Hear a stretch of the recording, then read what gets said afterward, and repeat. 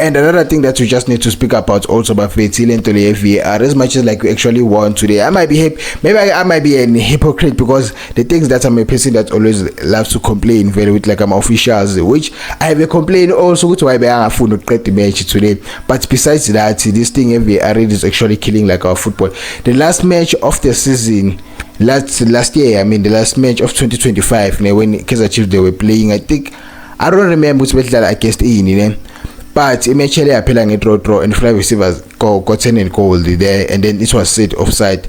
Today we are scoring a goal with like offside. Always I might be happy, I might say we should report to the nearest police station available, but that thing deserves to be fixed because it is killing like Amanto our PSL football available, because sometimes there are other teams that benefit them more, and also it is a thing I would say the referees, they can be biased also. You never know phela nababantu, it is a thing ukuthi vele khona vele amathimba bafevelayo and stuff nani, even though they are not allowed.